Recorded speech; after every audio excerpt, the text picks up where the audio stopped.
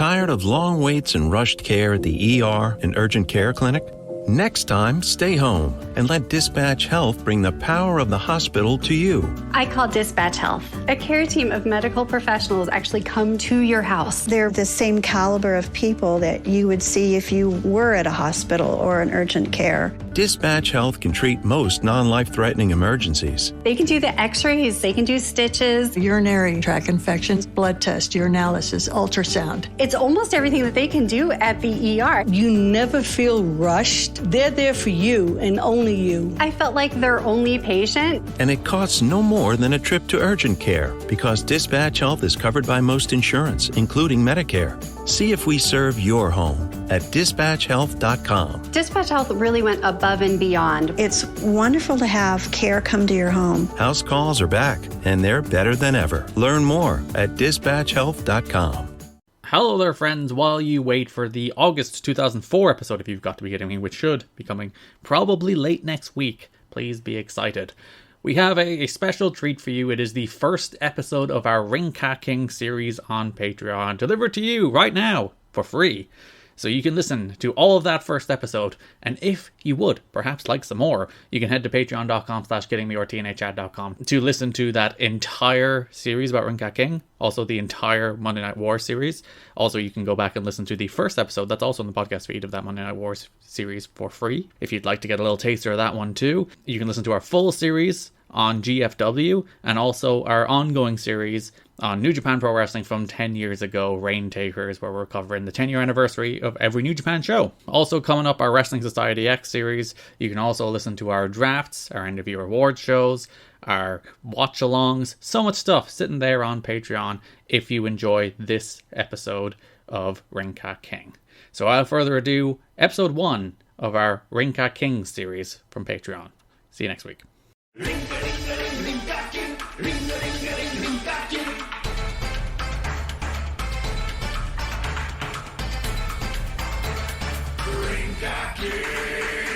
Welcome everybody to a brand new series here on the You've Got to Be Kidding Me Patreon. We are watching Ringcat King. So excited. We're reviewing them every single episode of the wonderful TNA India spin-off. I'm so excited for this. Because I assume you've never watched Ringcat King. I've never seen a second of Ringcat King. I think seen all of the episodes, but I think because like obviously the show aired in India, so I think they were a little inconsistent toward the end of the series, so I might not have seen all the episodes, but I've seen at least the vast majority of them. I assure you fans that one day we'll do a series where I have seen all of it and Garrett has seen none of it. But it is not today, for we are delving into Ringcat King, something I have legitimately been very excited to see for a long time. And ever since this was brought up through our Discord and through our Twitter, I have been very excited to see Ringcat King because I've always heard of it but never have seen any footage from it. Because at one stage you had a podcast proposal for us, which is probably something we'll do for the Patreon, which is reviewing one and done wrestling series. So the likes of Ringcat King, the likes of Wrestling Society X, I'm sure there's plenty of other ones. Lucha Underground was one that I was really excited for. Well, to be fair, that had 4 seasons. That was less one and done. But yeah. Yeah, but like 2 of them count. But yeah, reviewing the shows that came and went were just a gust of wind in the world of wrestling. We're going to look at the World of Sports reboot. That was another one. Oh god, yeah, I forgot that even happened.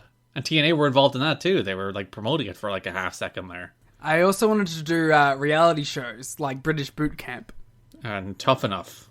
Yes. So, yeah, I think that's a cool idea. But we will start with the TNA adjacent one, of course, which is Ringcat King. This is our attempt at like crawling out from the TNA bubble. We're like something slightly TNA adjacent, but not specifically TNA. It has a bunch of TNA wrestlers and is backed by TNA. It's not really funded by TNA. It's funded by the television network because it was made on... TNA basically were commissioned to make it for Colors in India. The Colors network, which is where it aired, which is an Endemol network. So it is pretty much... It's still operated and booked by TNA. But still, it's only kind of TNA. A stronger production than TNA would ever reach, in my opinion. I prefer TNA 2010's lifting board thing they had. That ruled. Best stage in wrestling history. You would. I do. Fair enough. So if you have never heard of Rinka King, in 2012, I guess technically 2011 when it began and when it formed its genesis of its idea, but in 2012, TNA began airing not multiple episodes aired a week. I can't remember quite how many episodes aired a week, but it aired between January 28th and April 22nd. So I think it was something like 2 a week, but maybe not every week. See, that's what I was curious about because at the end of episode 1, they said tomorrow, and I was like, wait a minute. Yeah, so there was multiple episodes a week, but they aired a television show made specifically for the Indian market. So they went over to India, they took a bunch of completely untrained wrestlers, trained them to be wrestlers. Like Magnus and Scott Steiner and... Yes. Everyone's favorite untrained wrestlers. And then decided to put on a wrestling show. And like... I can't entirely speak to the history of wrestling in India, but it's very clear there wasn't like a burgeoning independent scene to draw talent from. Obviously, like this is the Kali era, so there's probably like some interest in wrestling in India because Kali's a very big star. Legitimately, I've seen footage of him on Indian Big Brother. Yeah. He looks like a megastar there. Have you ever seen that footage? No, I haven't. There was one viral clip that went around where he was breaking up a fight between 2 other members. I wouldn't want to be the person that's between Great Khali. Imagine you trying to get like in a fist fight with someone, then fucking the Great Khali walks in like, hey, hold it down, brother. And you're like, oh, okay, I will. He probably just walks in and picks you up and walks you away in his arms, and you cannot do anything about it. That guy's cool. I'd be like, yeah, sure. Okay, brother. I'm all in.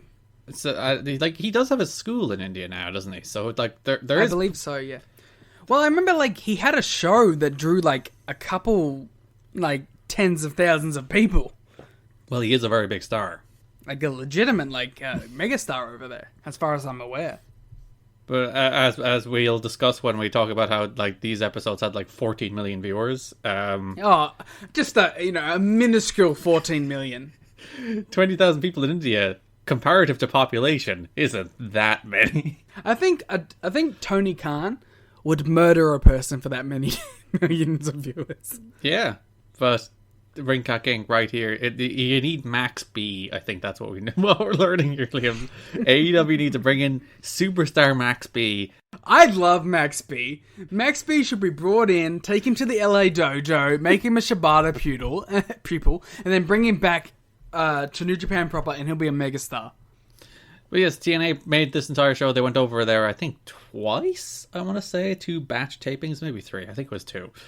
2 batch tapings, banged out this 26-episode television show, and we are going to cover every single episode. I'm not sure we'll only do 1 episode per show. We might start doing 2 at some stage. Because the episodes are also very quick. Well, they're 40-minute episodes. They're 1-hour television shows, which is your least favorite thing in the world. I mean, well, no, see, here's my point. When I want more hours, it's when the show's good. So I was like, I watch a 1-hour Rampage. I'm like, oh, you could bump this by 30 minutes, get some more people on the show. But I don't know if I want to watch 2 hours of Rinka King, to be fair. You don't want a 40-minute Max B match? I mean, maybe. Depends who he's wrestling. I like 1-hour wrestling shows. I love 1-hour wrestling shows. They're one of my favorite things because they always, even when they're bad, they fly by. They're the easiest thing to watch. And like that this episode of Rinka King was bad, but... Whoa! I don't know if I agree with that. No, I wasn't. I said not that this episode of Rinka King was bad. Oh, sorry. I thought you said that it was bad. And I was like, wait a minute. But yeah, it's the 1-hour wrestling shows. They're the best thing in the world. You are a savage for ever wanting any 1-hour wrestling show to be longer than 1 hour. Listen, I'm sorry. I just like wrestling, and I want to see more of it. I'm sorry that you don't like wrestling, but it's fine. You're a content fiend. I am a content fiend. That I will, fully admit. You just want content. I do. We're in the age of content. So, right here on January 28th, 2012, taking you all back nearly a decade at this stage. Good God. Ugh. Which is weird to think about. That Rinka King is nearly 10 years old. But also, I don't know, I feel old now. This is the first time I've ever felt old when talking about wrestling shows. Really? Yeah, well, we've never talked about something where I've been 10 years ago. I've always felt like the youngster talking to the old man. Well, we spent the entire time talking about TNA, which was just 20 years ago, but sure. Yeah, but that doesn't count. That's like anything before I was cognitive, it doesn't count. You were 5. Yeah, I was barely hanging in. You didn't have a brain. No, I was just like, yeah, sure, colors, blue, green. I'm not even sure if I knew what wrestling was at that point. Just you saw the screen and all you saw was the colors. Yeah, and then I was like, wow, look at those colors move. So, Rinka King, episode number 1, January 28th, 2012, began with a, frankly, brilliant dance number. I loved every second of this. Because, like, the first half of this episode, maybe longer, is like one continuous segment. I don't think we get a wrestling match for like 40 minutes into this show. Yeah, and like the wrestling matches that are on the show are exceedingly short. Yeah, they're house show matches, who cares? So there's this giant dance number. There's this giant, like, they have a Rinka King song, which is separate from the actual opening titles. Of course. They have a bunch of women dancing. They have these, like, fireworks sticks, which is very impressive. Yeah. It's a huge production, both in terms of the dance number and in terms of what Rinka King actually looks like. I mean, let's take a moment to just appreciate the arena and the stage design here. This might have been the best stage I've ever seen in wrestling. Yeah, it's very elaborate. It's insane! And it wraps around the entire arena. Yeah, there's these like big LED boards that have the wrestler's name on them or have Rinka King on them that tell you. It's fantastic! It's actually very useful because obviously if a lot of people's names were just said on this show, I wouldn't be able to look them up because obviously I'm stupid and ignorant and I can't spell Indian names from simply hearing them, and they're right there on the board. It's very useful. Yeah. I really loved the design of this show. I thought it had a great aesthetic. And, like, the crowd are insanely hot because, again, this is probably a large majority of their first time seeing wrestling. Well, I think you can see that a lot from the crowd has a lot of merchandise, like 8x10s and such. And I think you can tell that a lot of these people didn't know who these people were before they got there, but then started to develop an attachment through the merchandise. Like, oh, I want to support this person. Because you saw a lot of 8x10s being held at the front row. Or they were just distributed for effect. Which is also a complete possibility. Yeah, because this is very much a television production. Because there's a good chance not everybody in the crowd was actually fans. Because I know when TNA went in 2017, when they did their India tapings, I know like a large majority of that audience, I believe, were like plants, were actors. I'm also very curious about how much of these crowd reactions were piped in afterwards. And like by all accounts, for television productions, by the way, like in India, by all accounts, having those like that audience just be actors isn't uncommon. Okay, fair enough. But like for a lot of it, the crowd reactions were a lot louder than what looked like the crowd were reacting to. So, I mean, like, listen, I might be completely out of it and just not looking at it right, but for a lot of it, I was like, are they really this hyped for this? Because if you just listen to the crowd, this whole show was on fire. This is the hottest wrestling show you've ever seen if you were just listening to the crowd. Maybe sometimes. They didn't look to be jumping with the joy, while it sounded like they were jumping with joy. Well, even like when they did those big camera cuts to the crowd, it's like a lot of the first row were going nuts, but then you look a little closer in, you're like, are these people really this hyped for Mahabali Veera? Maybe they were, because again, this is probably a lot of their first time seeing wrestling, so literally everything is new to them. See, that's why I gave it to them a lot, where I was like, oh, maybe they're just into the show, but I don't know. For a lot of it, especially a lot of the more sustained sections of the show, I was like, I don't know if people are really into this, or if it's just, hey, let's put some cheers in the editing. Like, think back to when you were that wee 6-year-old looking at the colours. First time you see a clothesline, it's pretty cool. No, I was a smart from the beginning. I was like, at 6 years old, I was looking at this like, I don't know if John Cena's really working to the standard that I'd hoped for here, but we'll go. You were like, he's not sinking in that STF. Yeah, I was going to say, I mean, look at it. It's over his forehead. It's not over his chin at all. There's no pain there.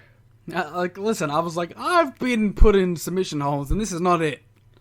So we go on through this entire dance number, full song, full dancing, lots of dancing, lots of dancing.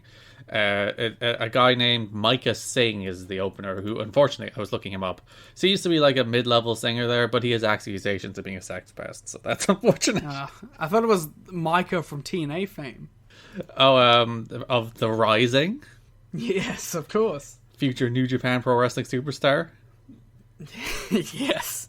Out here singing the Ring Cat King theme song. I mean, I was hoping. I mean, I'm sad to learn that he's a sex pest because I thought this opening was pretty great. Yeah. Well, that's what you get for reading people's Wikipedia pages. Garrett. Yes. I have some not so breaking news, but you may not have heard it. Is it about Ring Cat King? No, it's about a TNA adjacent pro wrestler though. Oh, is it the news you see on the right on 411 Mania as we look at TJ Hawk's Ring Cat King recap for Structure? Yes. It's about TNA celebrity Pac-Man Jones. Yes, what about him? Are you aware that he is sentenced to prison for a bar fight? No, I'm not. He's been in jail before, hasn't he? I don't know if that's true, but according to the site, authorities say that Jones knocked out a bouncer during the fight after he snapped on some staff at the bar named Clutch OTR. Jones claimed at the time that he was acting in self-defense and was charged with 2 counts of misdemeanor assault. He was sentenced to 180 days in jail, with 150 of those days suspended. Didn't Pac-Man Jones kill a guy? There was like a shootout, wasn't there? Like during like a strip club or something. Yeah. Allegedly. Should we say it? This is behind the paywall. We can say whatever we want. He shot a guy in Vegas at some stage, I think, yeah. Hey, but you know what? Wasn't he the one who had like the great debut though? What would you call it great? He came out and just... He won the tag belts. That wasn't in his debut, technically, though he did pin Sting. But the whole thing was that they signed Pac-Man Jones to be this big crossover sports superstar, and then the Tennessee Titans, who he was playing for at the time, were like, oh, sorry, no, he can't actually do anything physical. So he would just dance around and not do anything physical, until he returned in 2013, in which he hit Bad Influence with a body slam. I remember that 2013 return. I posted it to Twitter like 2 weeks ago, so that's probably where you vividly saw it. No, I remember it at the time. Well, the fun part was Dixie Carter teased on Twitter that there's going to be the return of a former TNA World Champion or World Title holder. Yes, I remember this. And everyone was like, who's it going to be? Who's it going to be? Who's it going to be? And then she revealed, it's Adam Pac-Man Jones. And everyone's like, yes, I'm so happy about this. And like, this is a few months after the August 1 warning, so it's like, fucking Dixie, would you stop? Stop tweeting, Dixie, please. He sentenced to 180 days in jail with 150 of those suspended, so he's not going to be there for long. What does that even mean? He's going to be there for 30 days. So it's just like, hey, it's 180. It's not really 180. Yeah. Fair enough. So Ring Cat King is sponsored by Tata, which is an Indian truck manufacturer and automobile manufacturer and vehicle manufacturer. I was going to say, like, fair play to them. They look like they got some money on this, so fair enough. Yeah, Tata Prima is the truck in particular that was being sponsored. Its slogan was "Speed like never before." Much like this Ring Cat King action. Yeah, it's a good branding crossover. Except for the fact I don't really feel like people generally market trucks for their speed. I don't know. Like, perhaps if you're a business and you're like, I need some sort of shipping company that will deliver one thing from one side to the other. Do I want speed or do I want someone who's going to do it just cleanly? And it's like, maybe I want speed. Maybe I'm desperate for this thing to reach point A to point B in this time. I don't need reliability. I don't need hauling capacity. I just want speed. Speed, baby. So Kubra Site is our host. Again, if I mispronounce names, I'm sorry. Yeah, let's be real from the start. Like, we may fuck this up. If we have any Indianist listeners who do want to call us out for incorrect pronunciations, please hit us up on Twitter or on Discord or literally anywhere you can find us, or on the Patreon. Like, we're trying, but also we may be stupid. Doesn't even need the qualifier there. But she seems to be a modestly successful actress. I like her. I like her a lot because she came across with the confidence that a lot of the... Like, I guess the only real comparison point that we have is WWE people who do the same job. And she came across with a confidence and a key that I really appreciated. And, like, she's basically doing the JB job, and she's literally standing next to JB doing it at one stage. And she does a good job of it standing next to JB, who is very good at that job. She reminded me a lot of Melissa Santos. Yeah. Like in the same sort of way where she had a confidence whenever she was on screen. She has been in a bunch of stuff since. She's in the Apple TV show Foundation, which is Lee Pace and Jared Harris in it. I have not seen that. So there you go. That's a 2021 show. Renewed for a second season. For a lot of actors or actresses who are put in this position, being in front of a live audience must be like pretty, I don't know, intimidating. And she really seemed to roll with the punches here. Well, it probably depends whether or not you've done theatre. And she's a TV host as well, so she's probably well used to this. Well, fair play to her, because she seemed to roll with it, like, fine. She was great here. Yeah, she comes out, she gives us the full Rinka King introduction. It's like, this show is quite weird in that, like, they do not obviously give English subtitles for the Indian parts, because it's a show that airs in India. Just a real realization I had, and maybe it's some sort of, like, ethnocentric point of view that I had, but I was like, oh, it's not in English!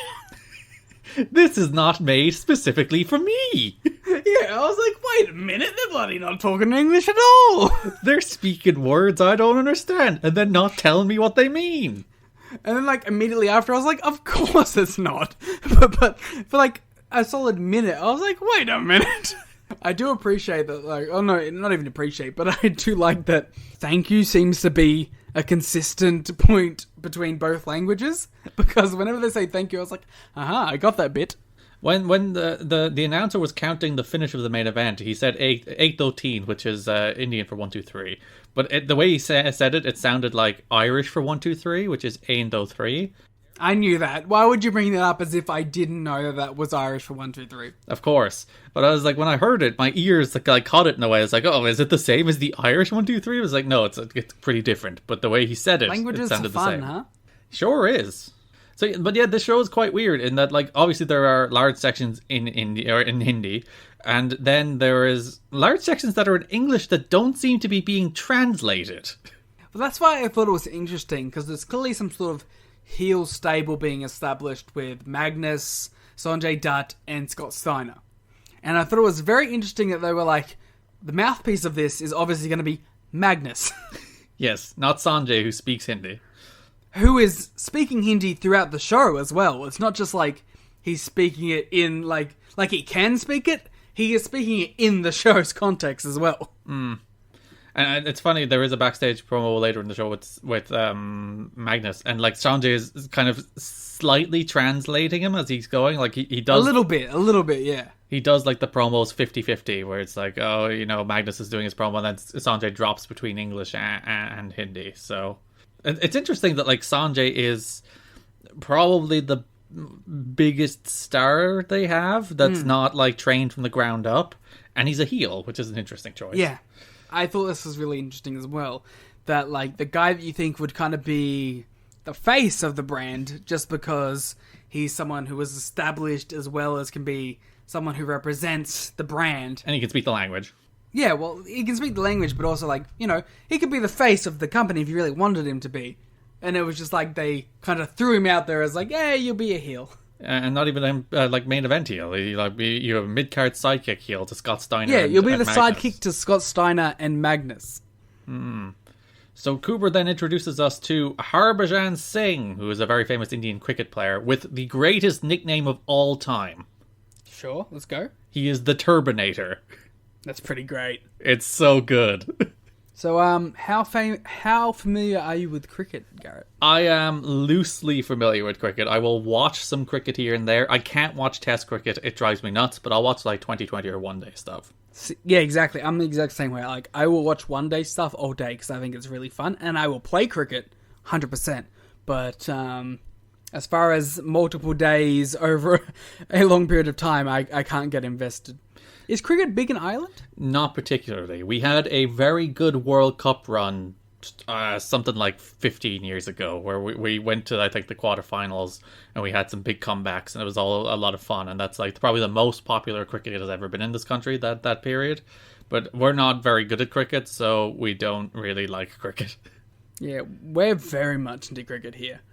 Australian loves the cricket. Like, we have the Ashes, obviously. I always find it fun that we do go overseas and we're like a brand ambassador. We're like, hey, you guys like cricket? We like cricket. You want to see us do some cricket? It's actually interesting, you know, that like we do the international rules, which is a crossover between Aussie rules and Gaelic football, where they... Yes, I've seen some of that. It's very like, I guess it's weird to me because I've only seen Aussie rules, and I'm like, yes, look at this, and then I was like, whoa, what is this middle ground between like rugby and AFL? And obviously they haven't done it recently because of COVID, and I know there's like controversy about it because it started getting extremely like rough, like weirdly physical and violent between the two countries. Well, AFL is inherently a physical sport, and like Gaelic football less so. It's not a contact sport. Yeah, shout out to Zach Tui, my favourite player, an Irish bloke. Well, there you go. I have his Guernsey in my closet. Oh. Yeah, I have Zach Tui in my closet because my favourite player. You have him there? You just have the man sitting in his clear closet? Hey, Zach, you want to talk on the... Nah, sorry, he doesn't like wrestling. He doesn't want to talk about it. Yeah, it's Ring Cat King. But I was going to say, we should have done a crossover between our other sport, hurling, and cricket, both of which are like stick sports, so that you could find some weird hybrid between them. What's hurling? You've never seen hurling? I'm unfamiliar with the term. Maybe I've seen the sport, but I haven't seen the terminology before. So we have a stick and a small, like, baseball-sized ball, and you try and get the ball into the goal. I haven't seen this at all, I don't think. It is the fastest field sport in the world. Wow. There you go. Have you never seen hurling? I mean, I may be familiar with it, but it doesn't, like, perk my brain molds at all, but no, I don't know. I think it's interesting how much like Australia and Ireland seems to have crossovers in certain things. Yeah, we share culture because like a lot of Irish people go to Australia. Obviously, the foundation of Australia involved a lot of Irish people being sent there. I mean, trust me. Like, I mean, even modern day, like, there's a lot of Irish immigration that happens here because a lot of people come here on their what do you call it, backpacking over like post uni levels.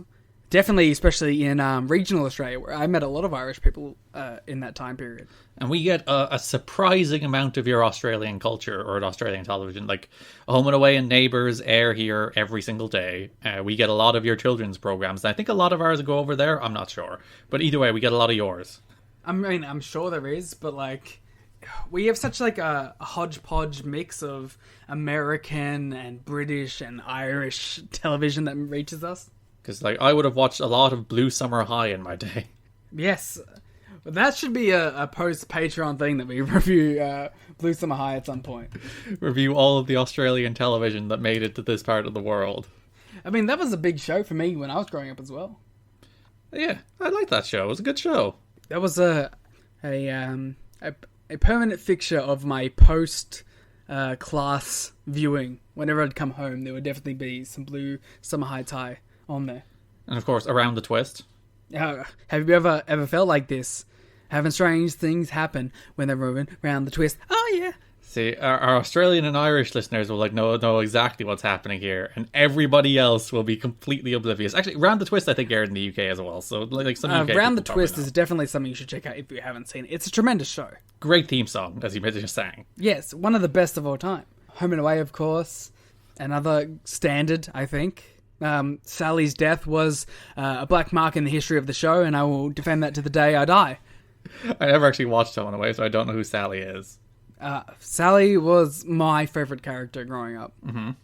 And I think I was grade 3 or 4. They killed her off, and I was devastated and never watched the show a day after. Disgusting behaviour. I watched it every day until that point, and then they killed off Sally, and I was like, how dare you? It's not Australian, it's from New Zealand, but Shortland Street I was watching some of yesterday. I'm unfamiliar with Shortland Street. Horrible. It's no good. Hold me in your arms, don't let me go. I want to stay forever, close each day, home and away. It's not the Shortland Street theme song.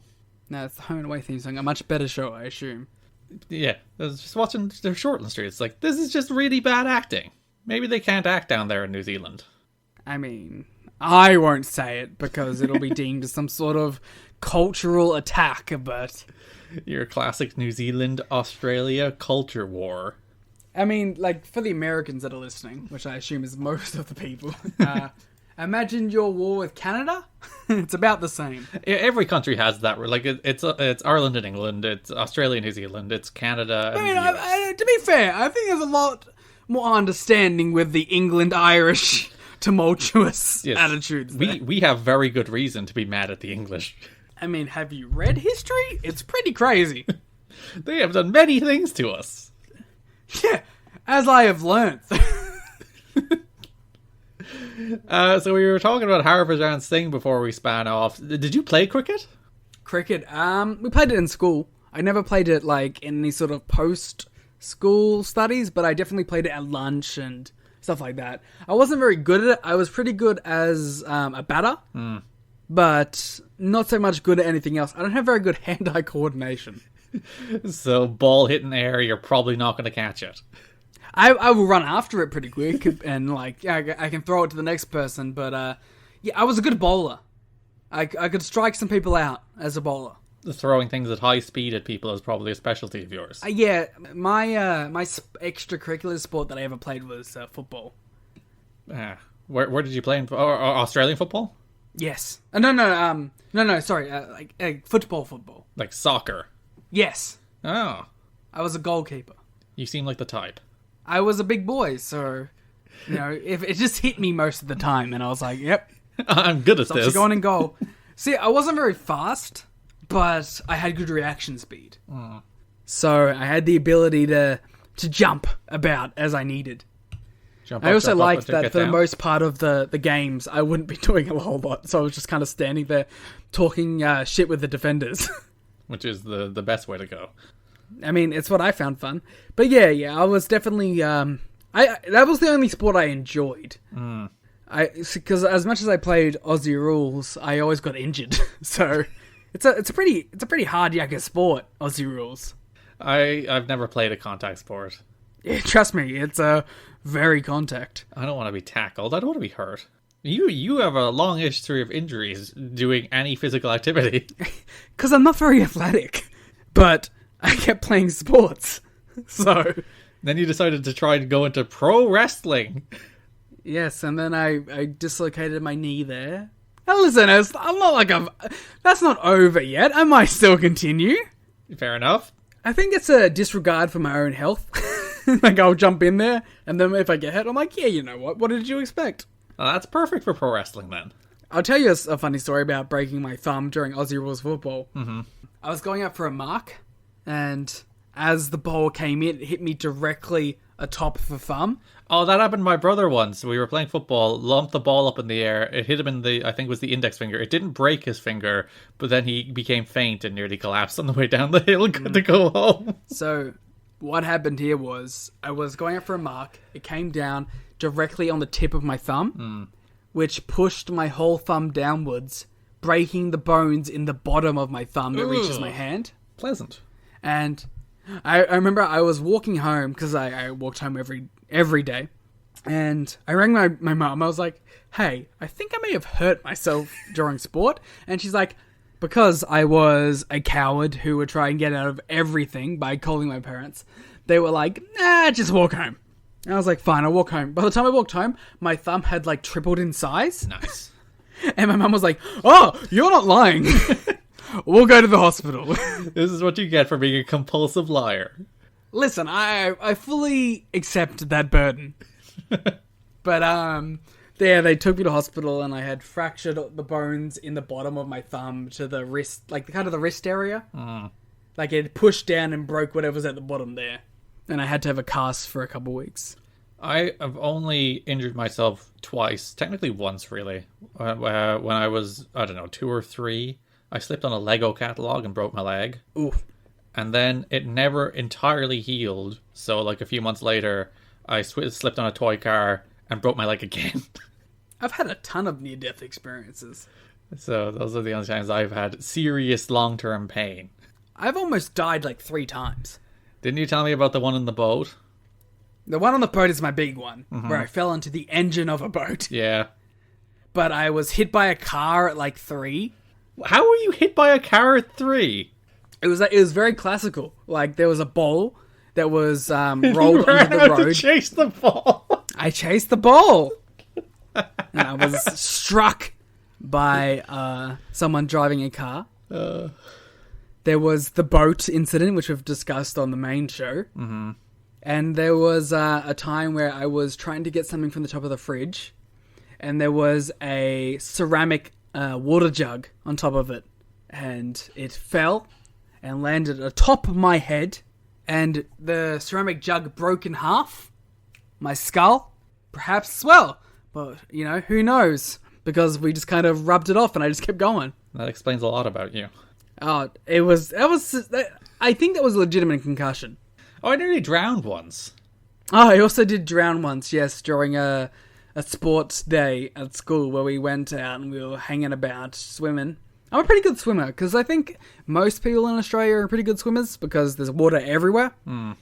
But there was one of these giant plastic barges of sorts that someone was sitting atop, and I tried to go up and I couldn't get out from under it, and I was starting to intake water at an alarming rate before I managed to make the surface. Yeah, because I can't swim, still can't swim. What? You should learn how to swim. It's pretty easy and you should know how to do it. I really should. But we were on holiday in Spain at the time. Maybe Spain, might have been Portugal or the Canary Islands. One of these places that people in Ireland regularly go on summer holiday. And I was swimming, and my brother was there ahead of me, and he was like, hey, you want to come out further in the pool? I was like, yeah, okay. He's like, stay close to me, but I didn't stay close enough to him. And there was a step in the pool, which I fell off of and started drowning. And I was literally underwater, taking in water, and my dad jumped in the pool to save me. It actually turns out my dad didn't even know it was me that was drowning. He just saw a kid drowning. He's like, oh shit, I need to save this kid that's drowning. Dived in, pulled me out. It's like, oh wait, it's my son who is drowning. And yeah, bailed me out. Thank you, Dad, for saving me from drowning. Ha, what a funny story, hey? Thank you, Liam. I only nearly drowned. Which brings us right the way back to Harbhajan Singh. We took a very long detour from Harbhajan Singh. Wait, before we go back to Harbhajan Singh, I have a question. Uh-huh. How prevalent what kind of bodies of water are in Ireland? Well, we are on the edge of the Atlantic Ocean. You might have heard of it. I'm vaguely familiar. So we are an island sitting in the Atlantic. Yeah, I'm an island too. That's crazy. We are a much smaller island. Are you a continent as well as a country as well as an island? No, just an island. Yeah, that kind of sucks, huh? We're also part of a country, but that's going back to the whole England ruining our lives thing. Yeah, we don't that's a different story for a different time. We're all three, but no need to brag. Australia's not a continent. Yes, we are. That's an arrogant Australian thing. Oceania's the continent. We are a country, a continent, and an island. Australia is not in and of itself a continent. We are. Typical Australian arrogance. I'm just saying we are, and you're not. Listen, I'm just saying bow to the Queen and all that, but whatever. You and your Commonwealth. Yeah. Me, notorious supporter of the Commonwealth. Tired of long waits and rushed care at the ER and urgent care clinic? Next time, stay home and let Dispatch Health bring the power of the hospital to you. I call Dispatch Health. A care team of medical professionals actually come to your house. They're the same caliber of people that you would see if you were at a hospital or an urgent care. Dispatch Health can treat most non-life-threatening emergencies. They can do the x-rays, they can do stitches. Urinary tract infections, blood test, urinalysis, ultrasound. It's almost everything that they can do at the ER. You never feel rushed. They're there for you and only you. I felt like their only patient. And it costs no more than a trip to urgent care because Dispatch Health is covered by most insurance, including Medicare. See if we serve your home at dispatchhealth.com. Dispatch Health really went above and beyond. It's wonderful to have care come to your home. House calls are back, and they're better than ever. Learn more at dispatchhealth.com. So Harbhajan Singh comes out. He is the Rinkaking Goodwill Ambassador. They do a chant for him. All the crowds start chanting. The Sing is King? Yeah, they're like, sing is king, sing is king, sing is king. I mean, it was over as hell, so what can I say? The huge babyface here in Rinkaking. There was a guy in Progress who did the same exact thing. Sing is king. Yeah, he stole it. Did he steal it from Harbhajan Singh? I mean, I assume. It was about the same time, so maybe he got there just ahead. But Sing is King was definitely a Progress staple of the time. So Harbhajan announces that Rinka King will have World and World Tag Team titles. Of course. We are specifically focused on the World title on this show because he has the belt on his shoulder, and we are introduced to the people that will be in the World Championship Tournament. Do you want to talk about the world title first? Yeah, there's a photo of it on our Twitter at TNA History Pod if you'd like to take a look at what the Rinka King title It looks like shit. It looks awful. It's a terrible belt. It does look like just a generic plate slapped on a generic looking belt. It looks like shit. It looks like it was like a 5-year-old craft project. And the interesting thing about it is there's a title on the ring skirts, but it looks nothing like the title that they're wearing. Yeah, because that's like the Rinka King logo is kind of like a belt, isn't it? Which it would have been a good title. Well, they didn't go for it, I'm sorry. I was disappointed. So we are introduced to everybody that's in, I think everybody that's in the tournament. Yes, everybody got a video and an entrance. Yeah, so first up is Chavo Guerrero, who talks about how he's coming to India for the first time and then spouts some Eddie lines, just so you remember. I enjoyed that he was like, well traveled, except for India, and I'm here now. Yeah, this is what I'm here for. We are introduced to the first of the Indian wrestlers, Max B. Personal favourite, up the Max B, hope he wins the whole tournament. Based on his promo, I believe Max B stands for Maximum Balance. Ooh, I like that. Because he says that in English at one stage, so I assume that's what Max B stands for. Although maybe it's a CM Punk thing where he changes it every time. Killer B, Max B, let's go. They should form a stable. Yes. So Max B is doing like this fighter boxer gimmick. Yeah, he's a shooter. Next up is Sir Brutus Magnus. Boo. And imagine an Englishman in India is very easy heat. Well, you'd think that, but I didn't get much of a reaction, so... No, I assume us and the Indian have a shared hatred of all British people. Yes. As everyone who was colonized by the British does. Yes. Myself, Garrett, everyone else. Just noted hatred of the British. Dr. Nicholas Dinsmore. Alright, fuck this guy, first of all. How dare he? How dare he walk into this company and A, steal Stevie Richards' gimmick, and then B, take his theme song? Well, the weird thing is it's not his theme song, except for the start, which is like, paging Dr. Nick, paging Dr. Nick. Fuck this guy. Did you recognize what the actual like instrumental track was? No, was it someone else's? Yeah, it was the New Church. Did it? Was it? It was an instrumental version of the New Church theme. It was a little remixed, but yeah, it was the New Church theme. Man, fuck this guy. I have no love for Dr. Nick Dinsmore. If you do not recognize the name Nick Dinsmore, he was Eugene in the World Wrestling Entertainment. Fuck this guy.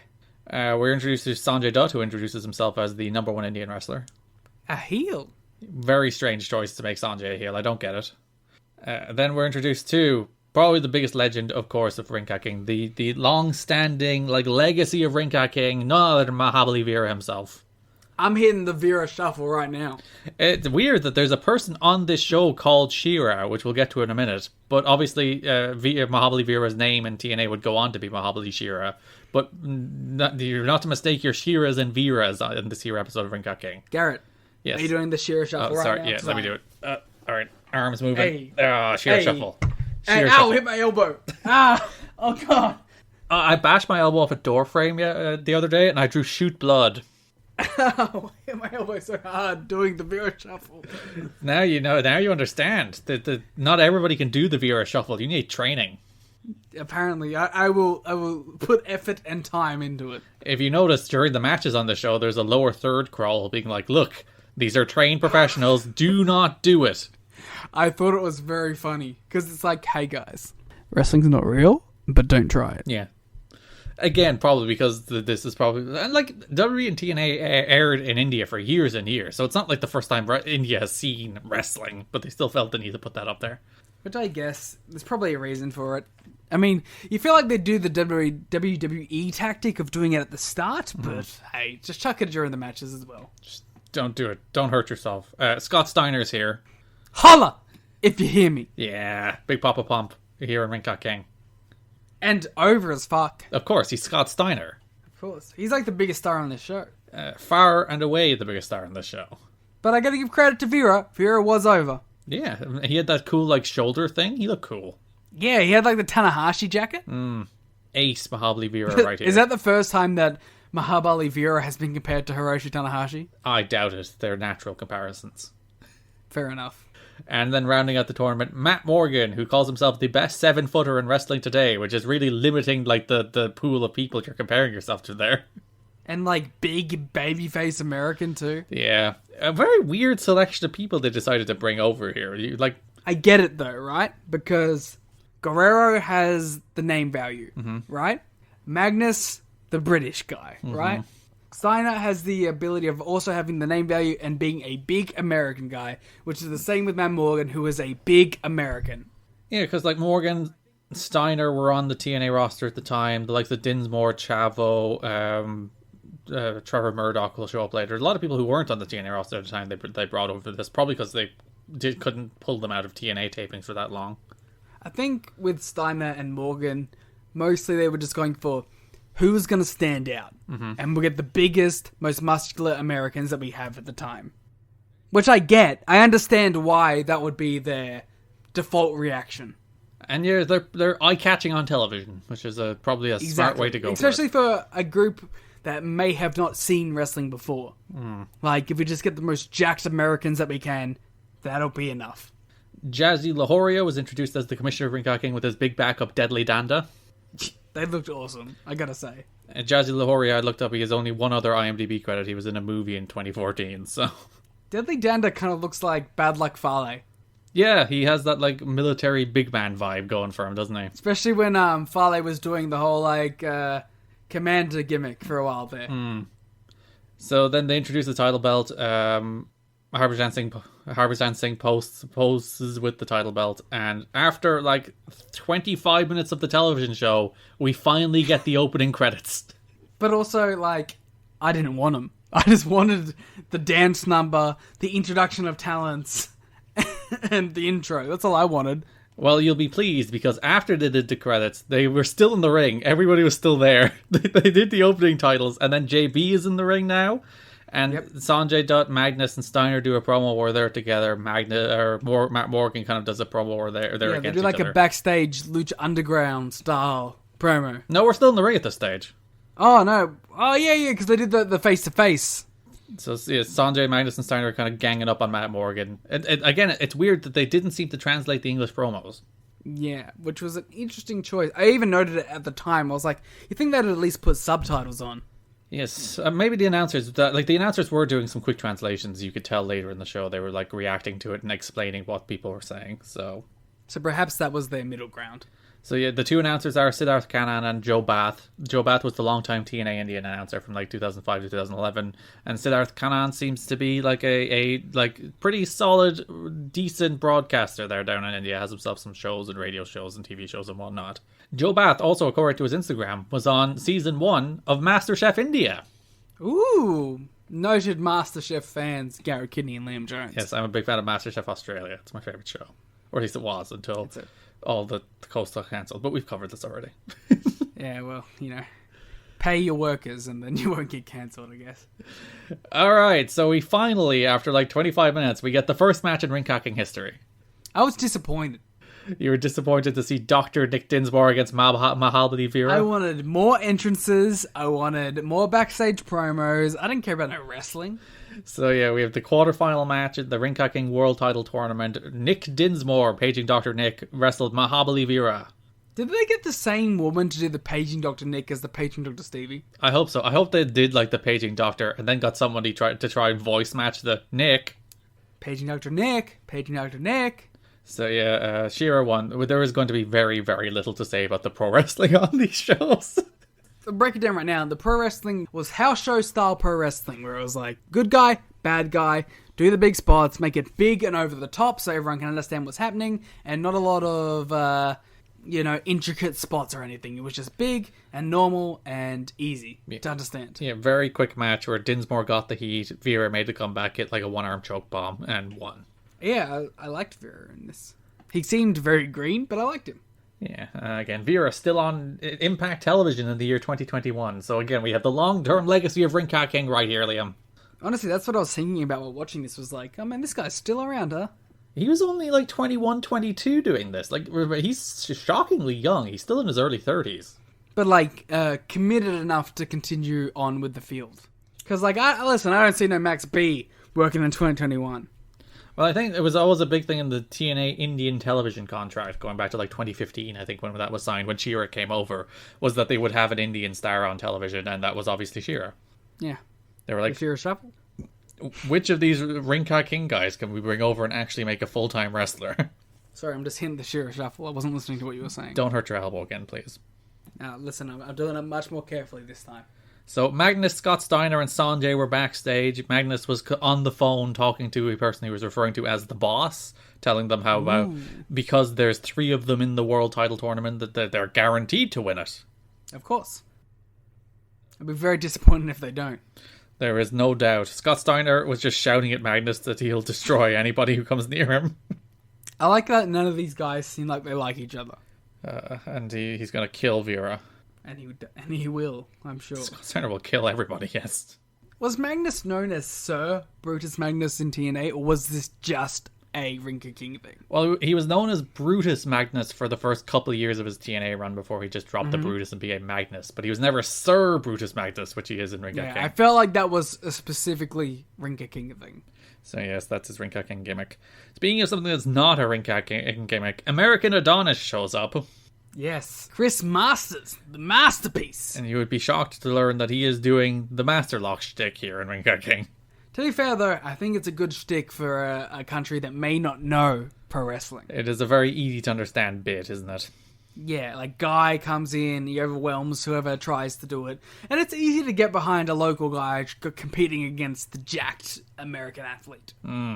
So he has his pal Shira, who's cutting his promo for him, and he's doing the usual Master Lock thing where anybody in the crowd can have an opportunity to break the Master Lock and win an unclear amount of money.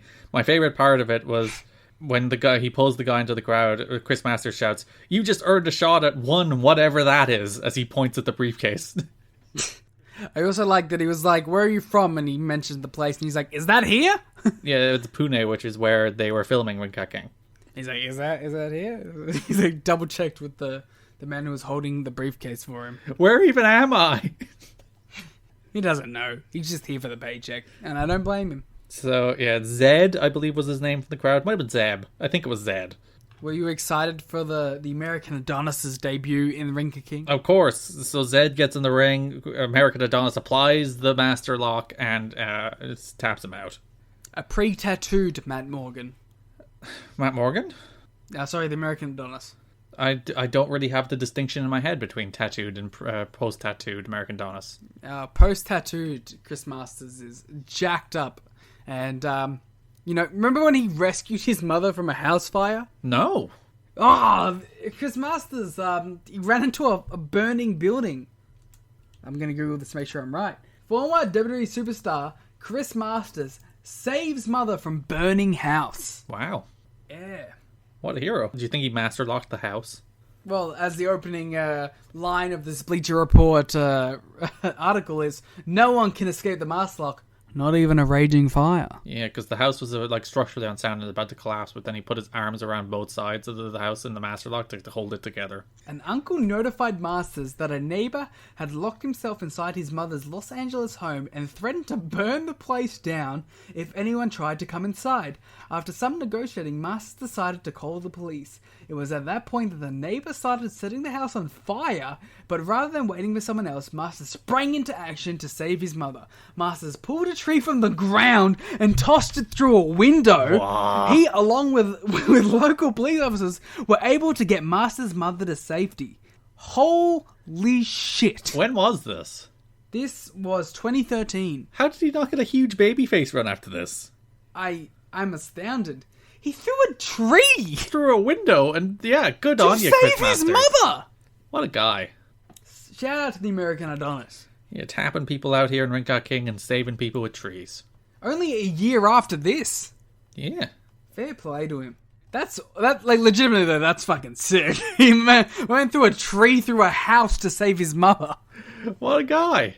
He just tweeted 2 hours ago that he's available for shows and appearances. Go email masterpiece83@gmail.com or DM him on Instagram at ChrisMasters310. Go do it right now. Book Chris Masters. He threw a fucking tree through a house. Yeah, he deserves his bookings. Fair play to this guy. So we go backstage to Vera, who's been congratulated by the Turbanator on his victory in the first round match. Matt Morgan comes up and congratulates him too. So we see an alliance here between Mahabali Vera and Matt Morgan. Oh, he needs friends. Clearly. With this heel stable brewing. He has the Turbanator and Matt Morgan. Who more do you need? Exactly. His name is the Turbanator. Listen, that's about as hard as you get, right? It's the best nickname. I love it so much. And then that brings us to our main event between two superstars of Ring Cat King. Sir Brutus Magnus and Matt Morgan face off in the quarterfinal match of the Ring Cat King title tournament, in which Matt Morgan wins. Standard again wrestling match. Magnus stalls, gets the heat, comeback. Pretty basic shit over here. Yeah, Matt Morgan wins with the carbon footprint to advance in the tournament. Yeah. We got some attack post match. Yeah, perfectly acceptable wrestling. He's attacked by Steiner and Sanjay, but then Vera makes the save, and they stare each other down as the first episode of Ring Cat King goes off the air. This match was pretty basic, but I didn't mind it. Yeah, like, I would have hoped for a little bit more from the actual... Like, I understand why, like, Vera's not doing anything more with Nick Dinsmore, because he's only just trained, literally out of wrestling school, and probably not even wrestling school. Wrestling school is probably generous. Like, wrestling boot camp, and then put on these shows. But, like, Magnus and Morgan are two, like, regular TNA guys. I would have hoped for, like, something more from them, but it was alright. It was a house show match. Yeah, but no wonder this show didn't get a second season with these kind of main events. I wonder if it was similar to... Did you ever watch the Evolve China shows? No. Except for the relentless recap packages of them. Yes. Where it was a crowd who didn't really understand wrestling. Mm-hmm. And they had guys out there doing these high spot matches, and they didn't get much of a reaction, but as they went through, they learned to slow it down and do more of a staple style pro wrestling match, and that's what got reactions. Because they did like Gargano and Ricochet, and they went out there and they did 1,000 spots and got like zero reaction, but then guys would do like house show boo yay heel matches and they would get much bigger reactions. I'm curious to see if that was kind of a similar thing here, whereas if they had have attempted something like a full high spots kind of match, it would have got like a middling reaction compared to something like this, where it was like, hey, there's clearly a good guy and a bad guy, and they're doing good guy, bad guy spots throughout. And like, that's not even a thing that's like purely a market that's new to wrestling thing. Because if you watch a lot of TNA pay-per-views, you'll see that the crowd are dead, except for like Devon matches randomly, where Devon will just do some crowd interaction stuff, the crowd will get into it. And it's just like, yeah. Oh, so it's just people aren't engaging the audience. And there's times where the audience is engaged with you, and you can take them wherever you want. And there's times where you need to engage the audience, and you need to take them somewhere, because otherwise they will just sit there and not go anywhere. Yeah. But that is episode 1, Ring Cat King. Ring Cat King's pretty cool. Yeah, it's a good little tidy television. I'm interested to see what the next episode, where there's not a 25-minute opening segment, will look like. What an actual episode of Ring Cat King will look like. Yeah, I thought the same thing. I was like, are we going to get to shows now where there's like 3 matches per show and there's an opening match that kind of like warms people up? Or are we just going to go 2 matches a show and a lot of angles? It's an interesting promotion where it's like, you're not quite sure where it's going to go from here. Because yeah, when the entire first like 25 minutes of the 45 minutes runtime without commercials is introducing the entire company, and then you just had a couple of quick matches in the back end of the show. It doesn't give you a good feel for what like a weekly episode of Ring Cat King will look like. And I don't really remember what a weekly episode of Ring Cat King will look like, so I will also find out. I have no clue. So that is our first episode of Ring Cat King. We will be back next week. As I said, we might think about doing more than 1 episode per episode, because while we had a lot to introduce here, I think by the fact that we completely blasted through the actual matches themselves, we may do 2 episodes of Ring Cat King per episode of this show. We'll see. You can follow us on Twitter at TNA History Pod. You can follow Liam on Twitter at The Gleet Mooter. You can follow me on Twitter at Garrett Kidney. Thanks for listening, and bye-bye. Ring Cat King #1. Ring Cat King, Ring Cat King, Ring Cat King, Ring Cat King. What was it, like Ring Cat King, 12 million listeners? Ring Cat King, Ring Cat King, Ring Cat King, King. Sorry, I'm too busy singing the Ring Cat King song. Obviously. We never even talked about the viewership. Yeah, there was like 14 million people watched this episode of Rinkat King. A renowned disgrace. Nowhere near anything that anyone would want. I don't think it sustained those ratings through the entire run, which is probably the reason it wasn't renewed. Because like 14 million is probably enough to be renewed in India, but I don't think it sustained 14 million through the entire run of the show. 14 million is so insane. I assume all those 14 million people will subscribe to the Patreon to hear about this episode of Rinkat King. And hey, if 14 million people want to subscribe to the Patreon, you can all pay $1 each and I'll be fine with it. Yeah. But yes, show over. Bye. Bye. I already did the outro, so. Bye. Goodbye. Hey, goodbye. Bye. Goodbye, good friends, goodbye. And now it's time to go. The moon, the bear, and the big blue house. Tired of long waits and rushed care at the ER and urgent care clinic? Next time, stay home and let Dispatch Health bring the power of the hospital to you. I call Dispatch Health. A care team of medical professionals actually come to your house. They're the same caliber of people that you would see if you were at a hospital or an urgent care. Dispatch Health can treat most non-life-threatening emergencies. They can do the x-rays, they can do stitches. Urinary tract infections, blood test, urinalysis, ultrasound. It's almost everything that they can do at the ER. You never feel rushed. They're there for you and only you. I felt like their only patient. And it costs no more than a trip to urgent care because Dispatch Health is covered by most insurance, including Medicare. See if we serve your home at dispatchhealth.com. Dispatch Health really went above and beyond. It's wonderful to have care come to your home. House calls are back, and they're better than ever. Learn more at dispatchhealth.com. Waiting for this light to turn green. I'm headed to work for a boss so mean. I'm gonna be late. She's gonna be... There are some things we should do alone, like sing in your car. If this light doesn't turn, I'm gonna scream. But when you gamble, you should always do it with others, because gambling with friends helps keep things in check. So go to keepitfunohio.com for more tips like this. Keep it fun, keep it social, but your singing?